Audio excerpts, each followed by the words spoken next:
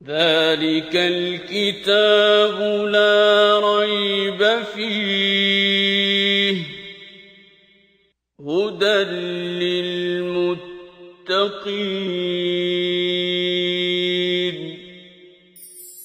كتاب الله للأرواح روح به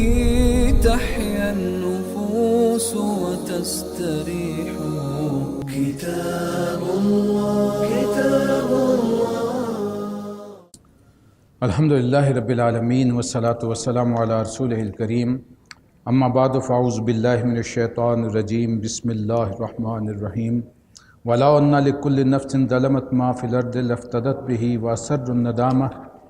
وَأَسَرُّوا النَّدَامَةَ لَمَّا رَأَوُا الْعَذَابَ وَقُضِيَ بَيْنَهُم بِالْقِسْطِ وَهُمْ لَا يُظْلَمُونَ صدق اللہ العظیم رب اشرح لی صدری ویسر لی امری واحلل عقدۃ من لسانی یفقہوا قولی آمین یا رب العالمین۔ وَلَوْ أَنَّ لِكُلِّ نَفْسٍ ظَلَمَتْ، اگر ہر وہ شخص جس نے ظلم کیا ہے یعنی شرک کیا ہے اور اپنی جان پہ بھی ظلم کیا ہے، اس کے پاس ما فی الارض، اس کل زمین کے برابر دولت بھی ہو،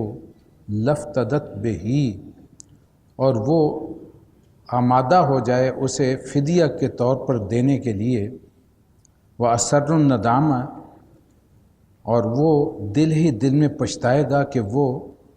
فدیہ قبول نہیں کیا جائے گا، اس وقت وہ تیار ہو جائے گا کہ وہ دے دے، رأوا العذاب، جب وہ دیکھے گا عذاب کو، وَقُضِیَ بَيْنَهُم بِالْقِسْطِ، اس دن ان کے درمیان فیصلہ ہوگا پورے عدل کے ساتھ، وَهُمْ لَا يُظْلَمُونَ، اور کسی پہ کوئی ظلم نہیں ہو۔ الا ان للہ ما فی السماوات والارض، سنو آسمان اور زمین میں جو کچھ ہے اللہ کا ہے۔ الا ان وعد اللہ حق، اور آگاہ ہو جاؤ کہ اللہ کا وعدہ سچا ہے۔ ولکن اکثرهم لا یعلمون، مگر افسوس کہ اکثریت انسانوں کی وہ جانتے نہیں۔ هو یحیی و یمیت و الیہ ترجعون، وہی ہے جو زندگی دیتا ہے، وہی ہے جو موت دیتا ہے، یہ نظام ہستی اسی کا، اور اسی کی طرف لوٹ کر کے جانا ہے۔ یا ایھا الناس، تو لوگو، قد جاءکم موعظۃ من ربکم، قد جاءتکم موعظۃ من ربکم، تمہارے پاس آ گئی ہے تمہارے رب کی طرف سے موعظت، نصیحت، وشفاء لما فی الصدور، یہ وہ چیز ہے جو دلوں کے امراض کے لیے شفا ہے،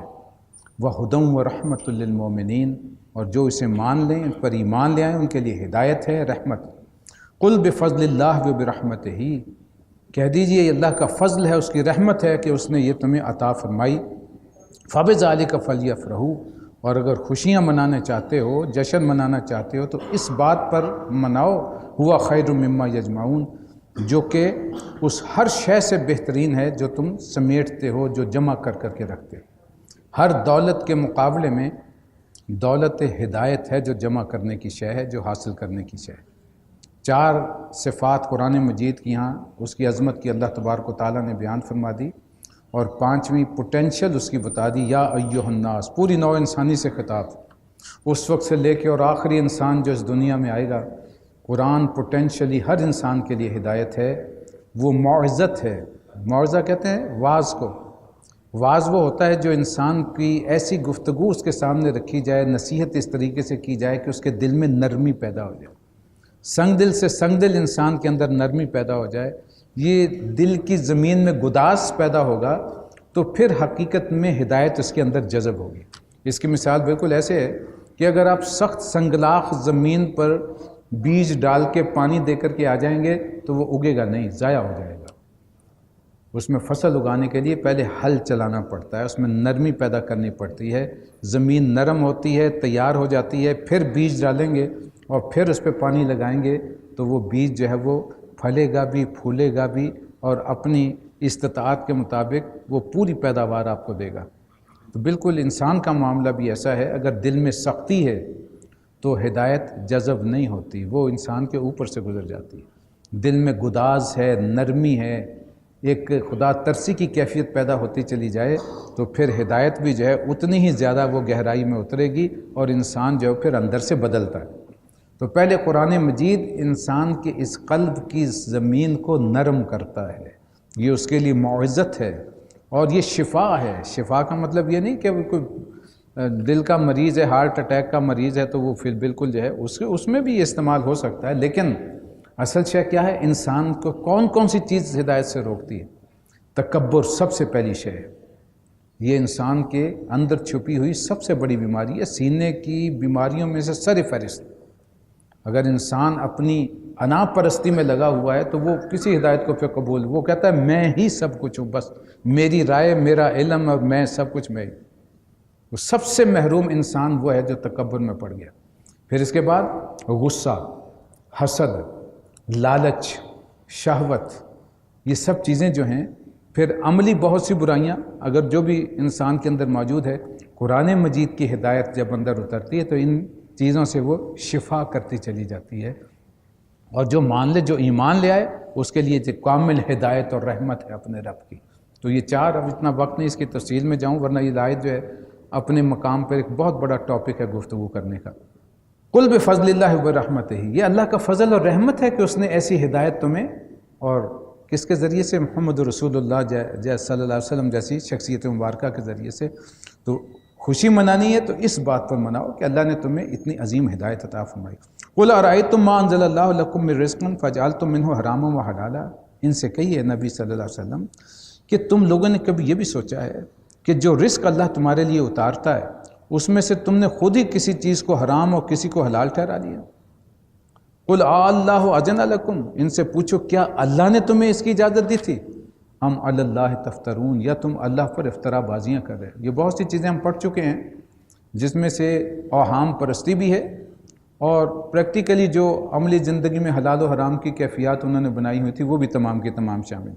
وما ظن الذین یفترون علی اللہ الکذب یوم القیامہ، جو لوگ اللہ پر جھوٹا افطرا باندھتے ہیں، اللہ سے منسوب کر کے غلط یہ حلال و حرام کی معاملات طے کر دیتے ہیں، ان کا کیا خیال ہے کہ قیامت کے روز ان سے کیا معاملہ ہوگا؟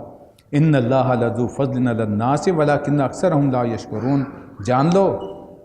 اللہ لوگوں پر مہربانی کی نظر بھی رکھتا ہے، لیکن اکثر انسان ایسے ہیں جو کہ شکر نہیں کرتے اللہ کا۔ اللہ چاہے تو روزانہ تمہاری کوتاہی پر تمہاری گرفت کر سکتا ہے، تمہیں سزا سے دوچار کرتا ہے، لیکن وہ مہلت دیتا ہے کہ ابھی بھی یہ بندے واپس آ جائیں۔ ولا تکونوا فی شأن، اور اے نبی صلی اللہ علیہ وسلم آپ جس کسی حالت میں بھی ہوتے ہیں، وما تتلو منہ من قرآن، اور قرآن میں سے جو کچھ بھی انہیں سناتے ہیں، ولا تعملون من عمل، اور لوگوں تم جو بھی عمل کرتے ہو، الا کنا علیکم شہودا اذ تفیضون بہ، اس دوران ہم تمہیں دیکھتے رہتے ہیں اور ہمارے علم میں ہوتا ہے، ہم اس کے گواہ ہیں۔ وما یعزب عن ربک من مثقال ذرۃ فی الارض ولا فی السماء ولا اصغر من ذلک ولا اکبر الا فی کتاب مبین، اور یہ بھی جان لو کہ کوئی ذرہ برابر شے بھی آسمانوں میں زمین میں ایسی نہیں ہے، نہ چھوٹی نہ بڑی، چھوٹی سے چھوٹی اور بڑی سے بڑی، جو تمہارے رب کی نظر سے پوشیدہ ہو، مگر وہ اللہ کے ہاں ایک روشن کتاب میں درج ہے۔ یہ روشن کتاب کا جو مفہوم مفسرین نے بیان فرمایا کہ اللہ کے علم قدیم میں ہر شے، الا ان اولیاء اللہ لا خوف علیہم ولا هم یحزنون، آگاہ ہو جاؤ جو اللہ کے دوست ہیں انہیں نہ کوئی خوف ہے نہ کوئی رنج ہے۔ یہ کون ہیں؟ الذین آمنوا وکانوا یتقون، جو اللہ پر ایمان رکھتے ہیں جیسا کہ ایمان کا حق ہے،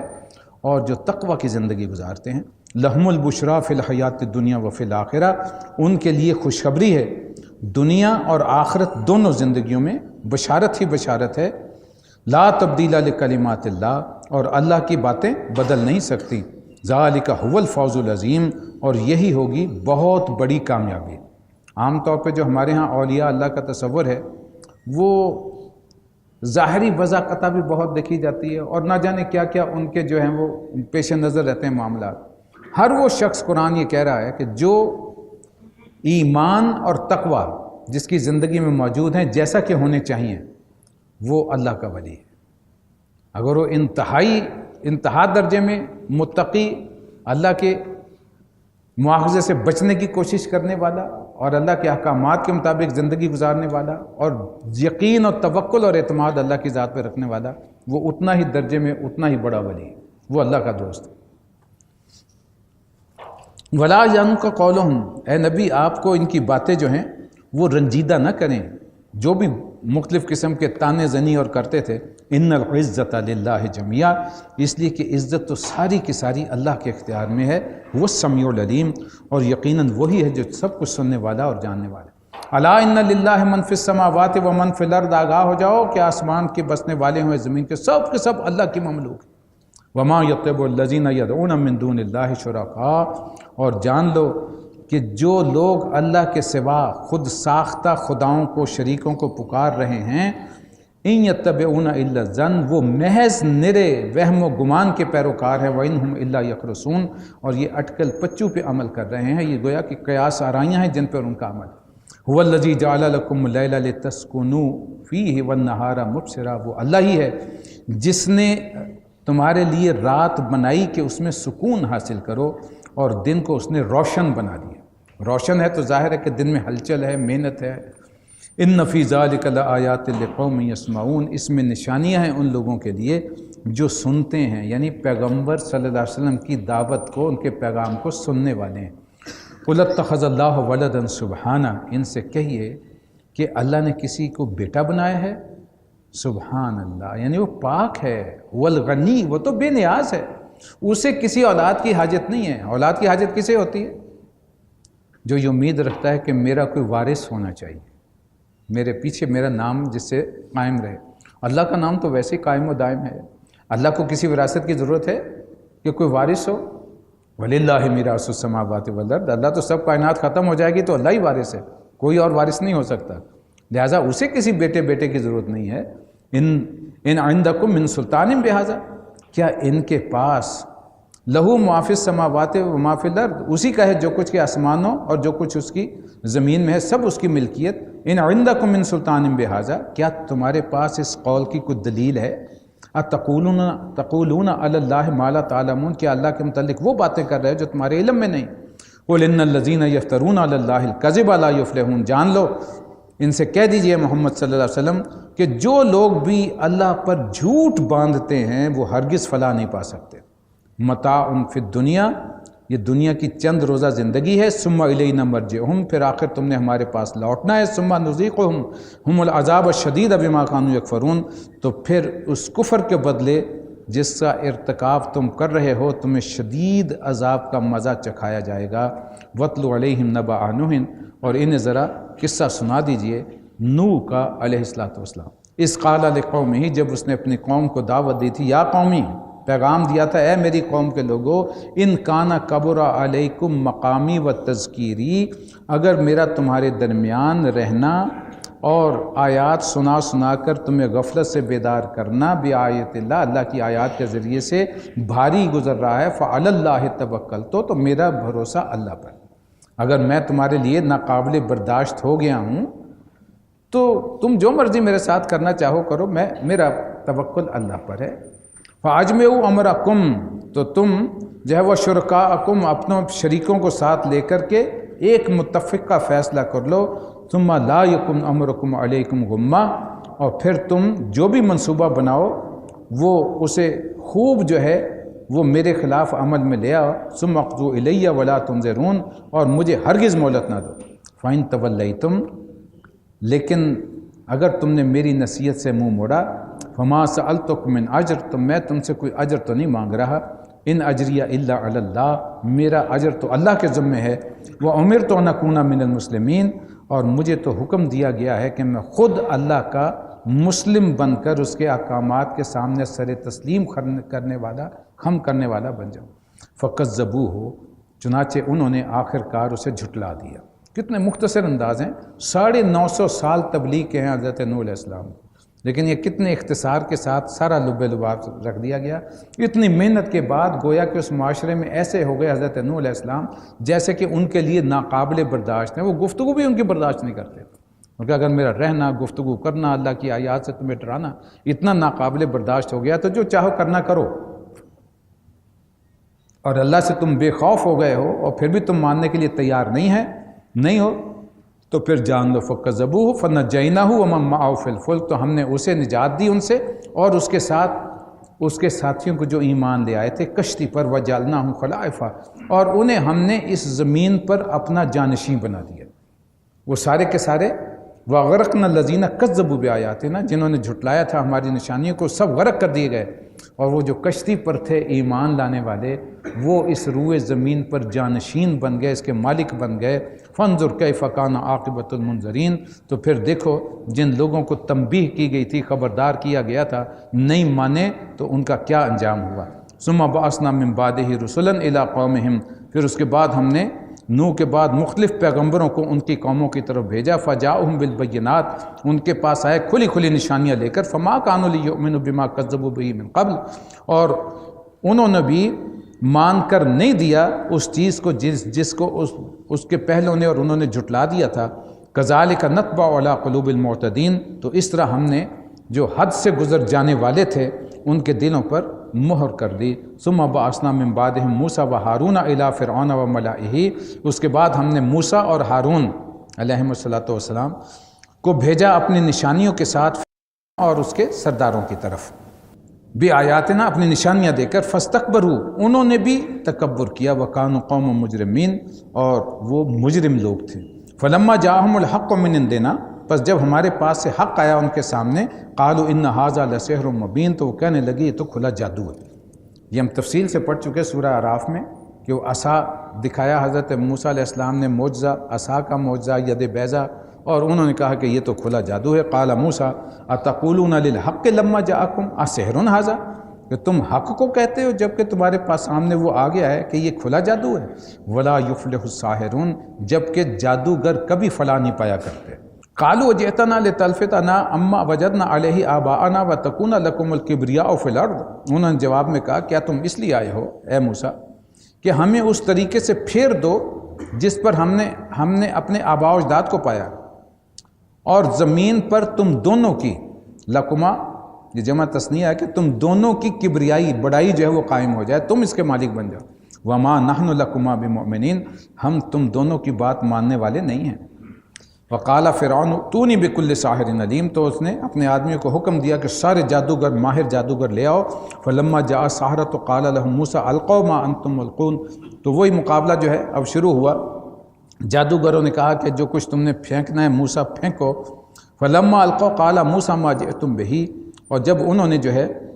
کہا کہ تم نے پھینکنا یا ہم، لیکن انہوں نے پھر اپنے انچر پھینک دیے، تو موسیٰ نے کہا قال موسیٰ ما جئتم به السحر، جو کچھ تم یہ لائے ہو یہ جادو ہے۔ ان اللہ سیبطلہ، اللہ ابھی اسے باطل کیے دیتا ہے۔ ان اللہ لا یصلح عمل المفسدین، اس لیے کہ اللہ مفسدوں کے کام کو سدھارنے والا نہیں ہے۔ وَيُحِقُّ اللَّهُ الْحَقَّ بِكَلِمَاتِهِ وَلَوْ كَرِهَ الْمُجْرِمُونَ، یقیناً اللہ اپنے فرامین کے ذریعے سے حق کو حق کر دکھاتا ہے، خواہ وہ مجرموں کو کتنا ہی ناگوار کیوں نہ گزرے۔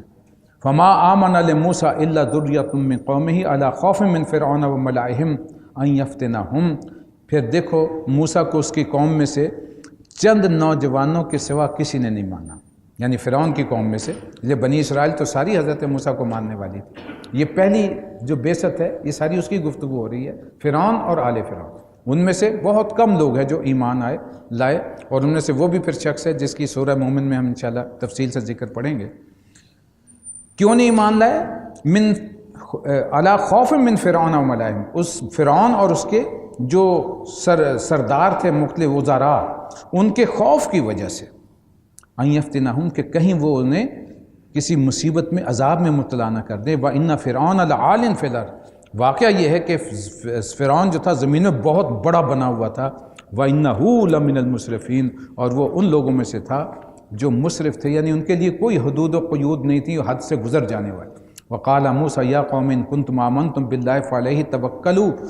ان کنتم مسلمین، موسیٰ نے اپنی قوم سے کہا، انہیں ڈھارس دی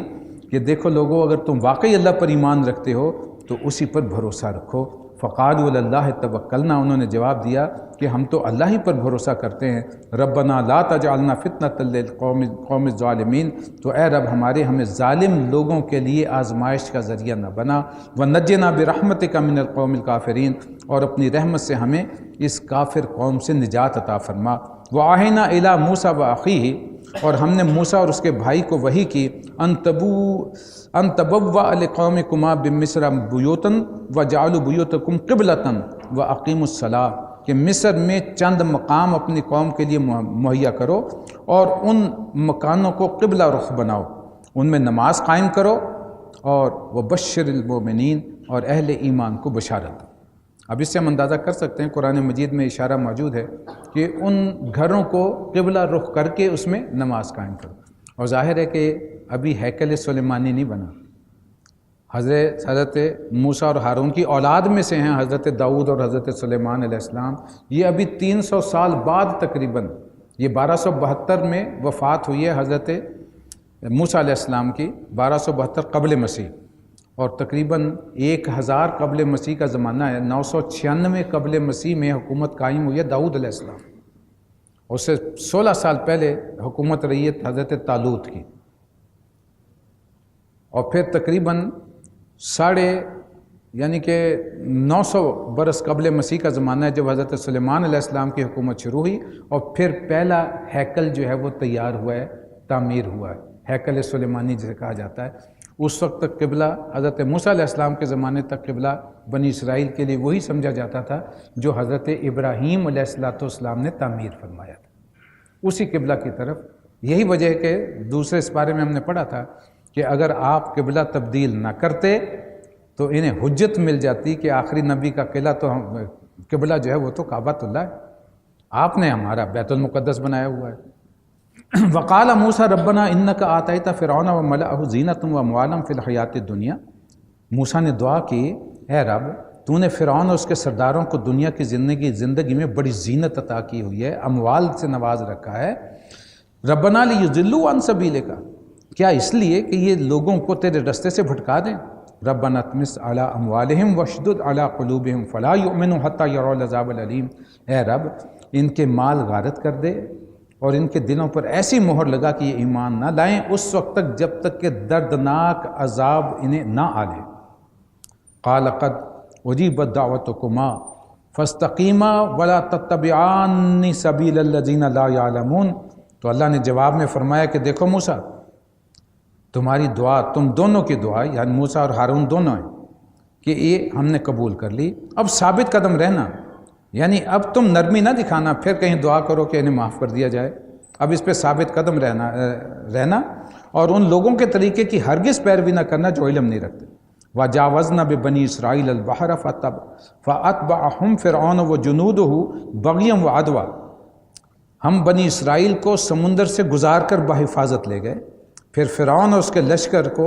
ظلم و زیادتی، وہ چلے ان کے پیچھے زیادتی کرنے کے لیے، ظلم کرنے کے لیے، لیکن جب فرعون اذا ادرکہ الغرق، جب وہ حتیٰ اذا ادرکہ الغرق، جب کہ وہ غرق ہونے کو پہنچ گیا، قال آمنت انہ لا الہ الا الذی آمنت بہ بنو اسرائیل وانا من المسلمین، تو اس نے پھر پکارا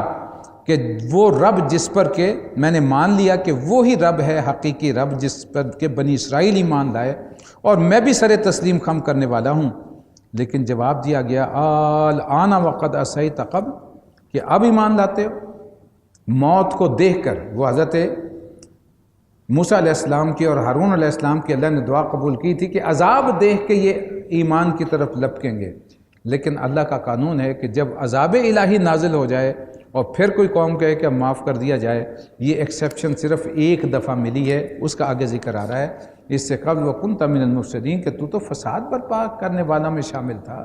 تکبر کی انتہا، انا ربکم الاعلیٰ کا نعرہ لگایا کرتا تھا۔ فَالْيَوْمَ نُنَجِّيكَ بِبَدَنِكَ، آج ہم بچائیں گے ضرور لیکن تیرے جسم کو، تیری لاش کو، لِتَكُونَ لِمَنْ خَلْفَكَ آیا، تاکہ یہ نشان عبرت بن جائے آنے والی نسلوں کے لیے۔ ان کثیر من الناس عن آیاتنا لغافلون، اگرچہ بہت سے انسان ایسے ہیں جو ہماری آیات سے غفلت برتنے والے۔ ذلك الكتاب لا ريب فيه هدى للمتقين